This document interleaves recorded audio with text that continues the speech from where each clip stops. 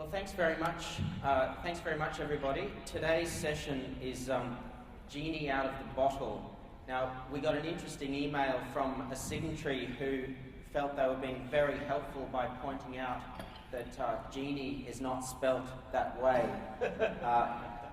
And so it does demonstrate that the Gini coefficient, which of course is what we're talking about, is perhaps not universally known or understood as a measure of human welfare. So today's session is really about the question of inequality. It's something that we didn't really talk about at investor conferences a few years ago, but I think the relentless news, media and statistics, frankly, about this, what can only be called a global megatrend of inequality, is something that we've got to start really discussing and thinking about. So we have two speakers who I'll introduce in a minute, and what we're going to do is have 5 minutes from each of our speakers, and then we're going to go to you and ask you to discuss for 15 minutes on your tables. Number one, do you think inequality is an issue that investors should be thinking about? And if so, what can investors possibly do about it? So if I can start by introducing Elias Masilela, CEO of the Public Investment Corporation, and let us know, or tell the audience your background on this issue, because you were involved with the government commission which was dealing with this as one of its areas. Unfortunately, I'm going to disappoint the audience. When I was conscripted to come and speak here, I declared that this is not an area of expertise for me. But they decided to take a risk. And I agreed. In agreeing, I then decided I'll probably come here and not talk from a PIC point of view, neither respond to what is on the screen, but talk about the way in which you understand inequality from a National Planning Commission point of view. And I think this becomes a very interesting subject for South Africa and the continent. I hope I'll have an opportunity to engage, particularly non-South Africans, on what the thinking process is in the National Development Plan and where it hopes to take not only South Africa, but the continent in terms of equality versus inequality issues. So that's the risk that was taken. Far away. Should I go on? Yeah? Oh, okay. All right. I think I should start off with painting a scenario of how the National Planning Commission started thinking about this matter. It asked itself, what characterizes successful economies? And what is it that we observe in South Africa that does not obtain in successful economies? We then went through a process of doing what we call a diagnostic exercise. And a diagnostic exercise was to look at what the gaps or the weaknesses are in the South African economy or South African society, if you want. And the backdrop is that successful economies are economies that have invested in their people, in education, skills, and institutions. Economies that have worked on reducing inequalities and information asymmetries in those societies. Economies that have invested in a stable social environment, infrastructure, technology, research, and development. We then took that picture and we said, how does South Africa look?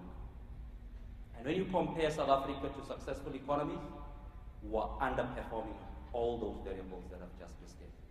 And that means we need to work very hard to deal with those variables. You do the same analysis and compare broader African economies, and you find exactly the same picture. You end up with the same result. Now, for those of us who have done some bit of marketing, I'll give you a payoff line that gives an indication of what it means to have inequality in your society.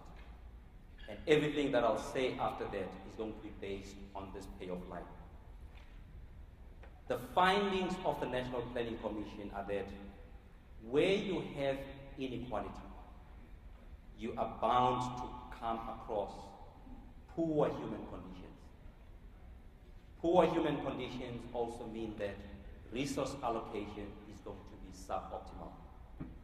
You're going to have people who are not gainfully employed. You'll have high dependency ratios.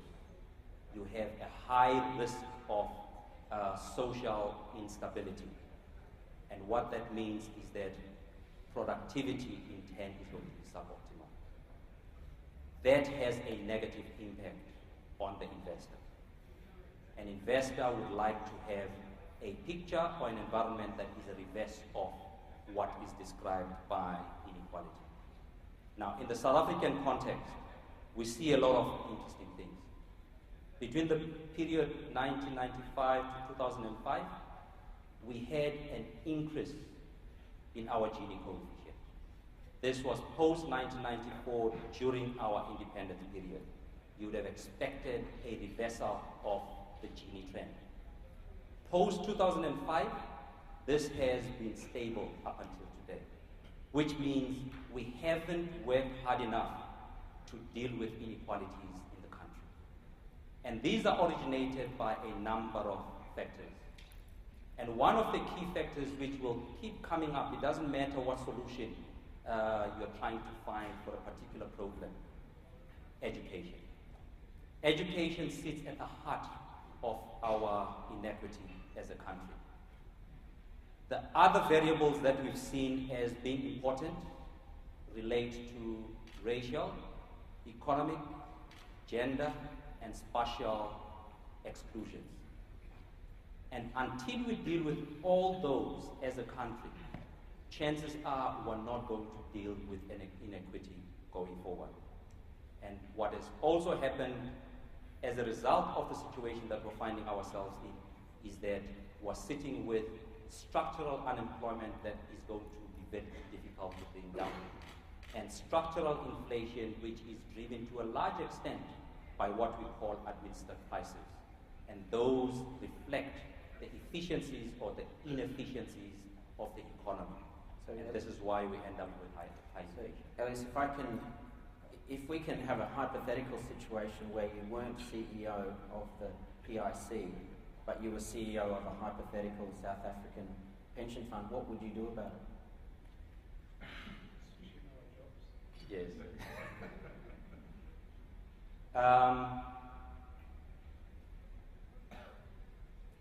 In the South African context, it doesn't matter what CEO, what corporate you're CEO of. I think the challenge is going to be the same. Whether you're CEO of the PIC or CEO of a private entity or even a CEO of a hospital.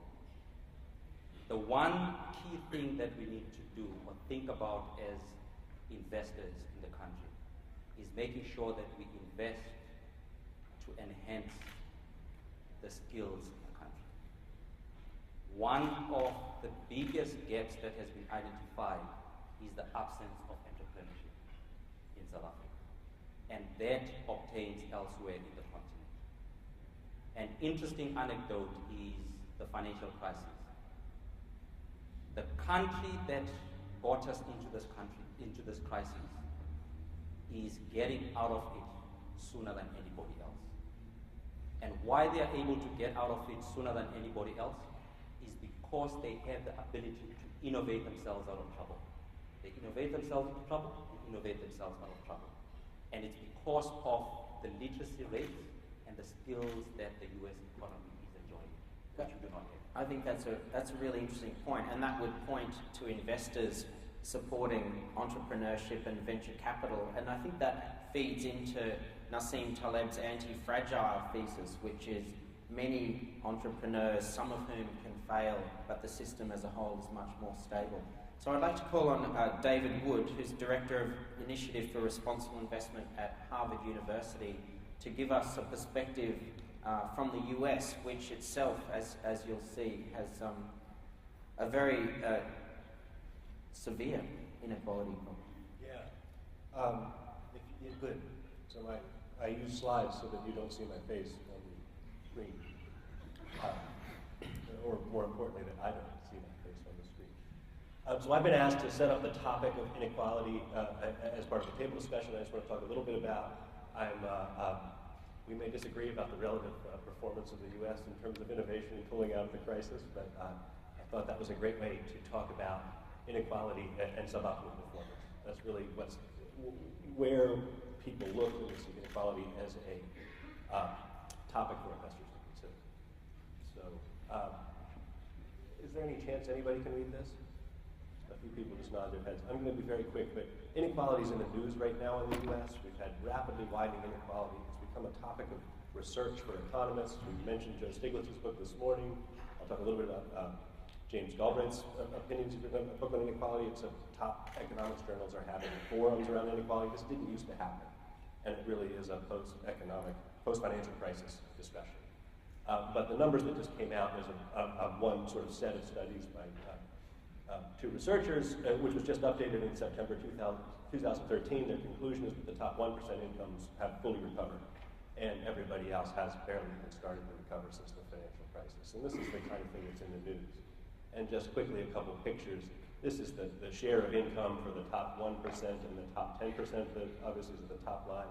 And the peaks on either side is right before the Great Depression and coming out of and then this year. And then this is the growth of household income since 1979 in the United States. That top line is the top 1%, the bottom is everybody else.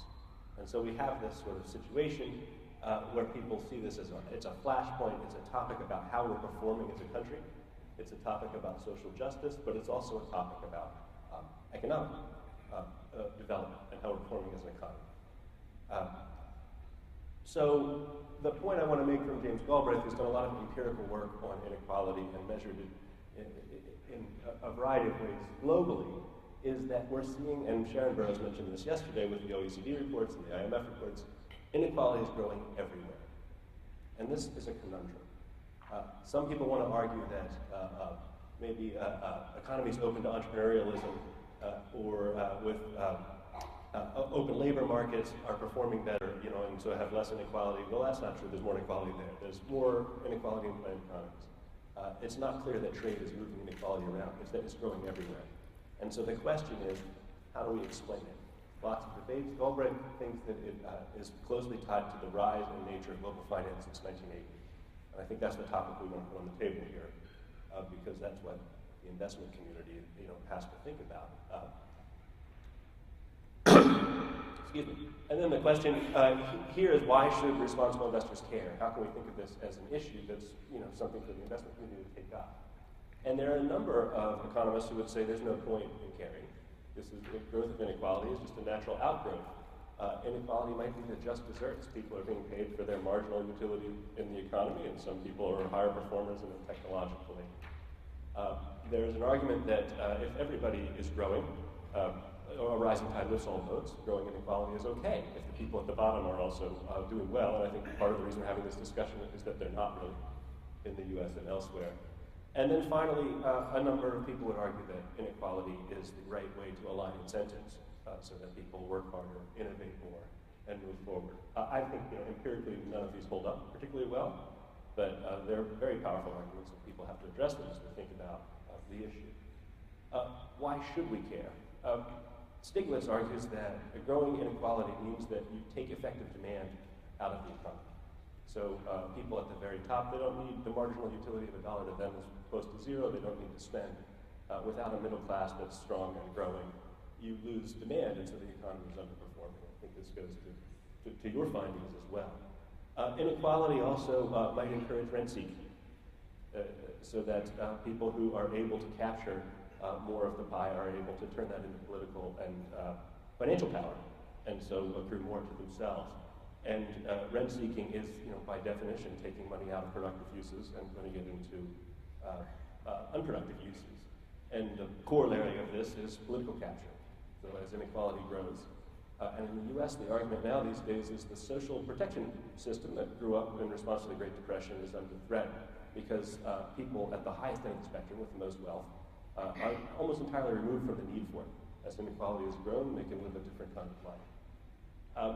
And then finally, I think probably the two issues that are most important for investors. One is this idea of swinging for the fences. As inequality grows, it encourages people to take high risks in order to get into that smaller group at the top, right? Because there's a sort of bigger gap in the middle. And some would interpret the gambling and the fraud that went into the mortgage market in the United States as related to this problem. And Galbraith points to instability. He thinks inequality is almost as much a symptom as it is a problem, and that it's a symptom of the kind of economy that's inherently unstable. And for long-term investors, that is a danger. So finally, and then we'll move into the tables, I just want to lay out pretty much what I just said here, which is what economists say in response to the issue, perhaps in the framework of responsible investment and how the PRI thinks of itself. What should we do with inequality? Well, it's a global macro trend, and much of the reason I think the PRI has attracted the attention and participation that it has is that global macro trends look like fundamental analysis and climate risk, obviously, resource scarcity, the urbanization of the world's population. These are all the kinds of things that responsible investment is meant to address. Why not put inequality in to that list?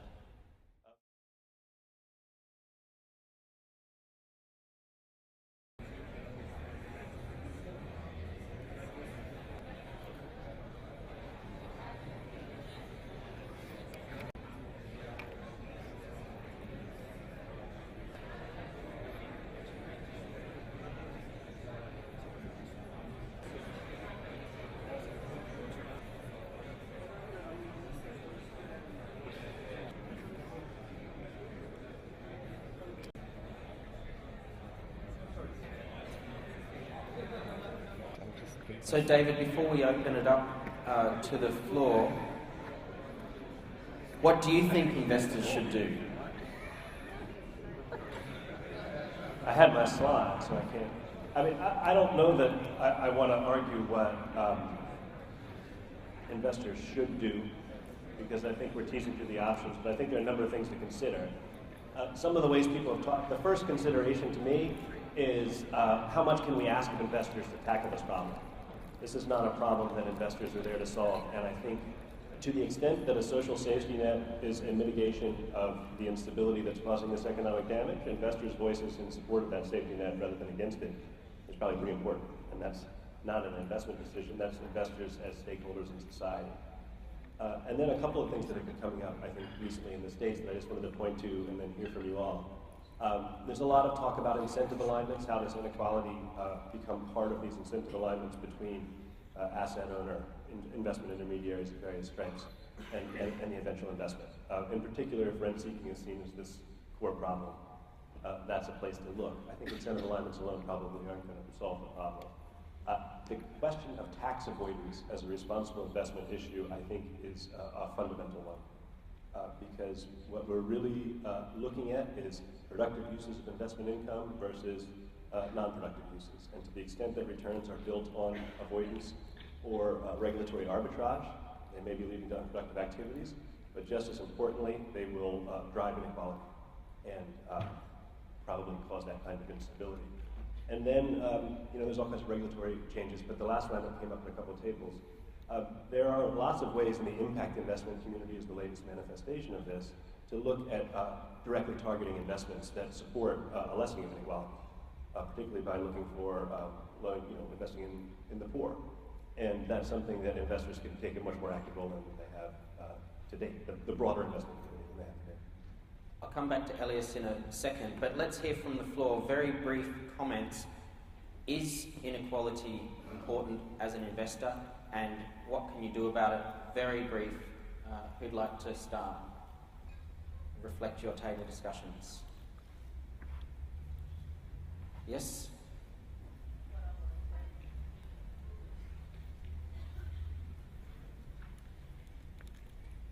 Hi. just a couple of the actions that we came up with, actually, when James was kind of encouraging us to talk about more policy actions. One idea was, does S&P include Gini ratings in their research when they talk about government bond ratings? Because that might be something that we could encourage them to do, and there is in sovereign bond work stream. And David, have you done the correlation analysis between ratings and government default risk? Because again, that if we could prove that there was a positive correlation there, that would be a way to get some of these kind of mainstream government bond investors to look at this. Let's just grab some more comments from the floor.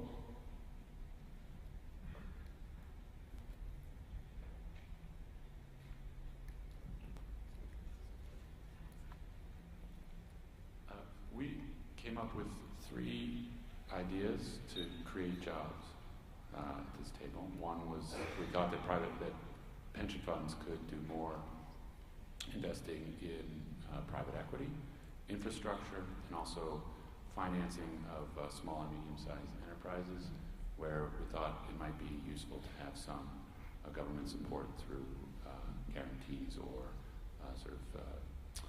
interest rate reductions. One more table and we'll come back to Elias.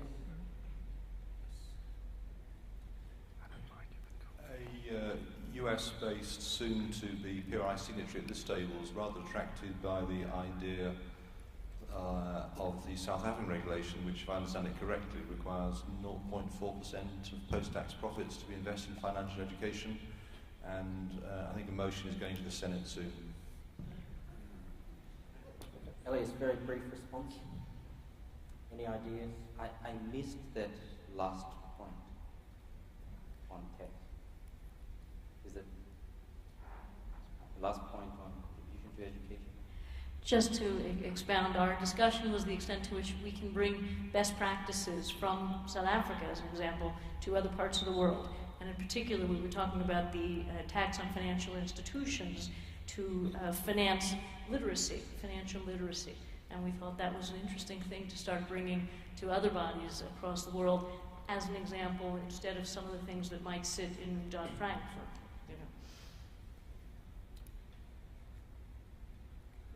I think I'll give a generic response and say the best way to deal with inequality is an instrumentalist approach, where you need to define what the nature of inequality you are dealing with is.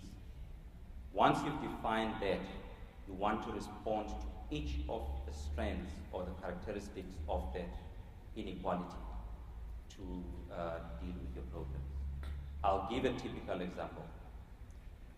This table here spoke about unemployment as an area of concern. But because predominantly the table is Europe, is from the north, that problem only started being a serious problem during and post the financial crisis period. Even then, it is not a major problem relative to where we sit as African or developing economies, in the sense that most countries in the north have quite healthy social security nets. In South Africa, if you're unemployed, you don't have a relative to look after you, you're thrown deep into poverty. Whereas in North America, in Europe, you go unemployed, the state can still look after you. That means the relative importance of unemployment as a social inequity is related to the environment in which you're looking at. And there are many similar examples that we can look at which are key. Coming to the last point, or the last discussion that took place at that table on using South Africa as an example, why that innovation is because South Africa from day one realized that the biggest enemy for growth is education. The biggest source of inequality in the country was a skewed education in the past. And that meant we needed to intervene in such a way that we deal with the skewness in a short space of time. And government on its own was not going to be adequate to deal with that imbalance, because we're talking of imbalance of decades, which was engineered such that you do not educate people such that they can be independent, they can be gainfully employed without the intervention of the state. In thinking about that, we then decided there may be a need to structure the intervention of the private sector outside of what government does. And that was an acknowledgement of the fact that sometimes regulating for something doesn't work. Putting legislation into place to force a particular behavior does not work. It was actually the financial sector that came up with that model. And they said, we think we can make a contribution, and our contribution can be effected in this fashion. And the reason it was codified in the manner it's codified was to basically make it transparent and provide certainty in terms of how it's going to work. So effectively, it is the private sector or the financial sector saying skills are important to what we do. And in order to enhance our productivity, we are willing to put a certain portion of our profits towards an exercise such as this. Thanks. There are examples actually where this actually works. In Singapore, a similar model is actually run. I don't know whether there's somebody from Singapore, and it works extremely well. Thanks. So we have literally 1 minute and one comment left. Who's got one final last comment from the table?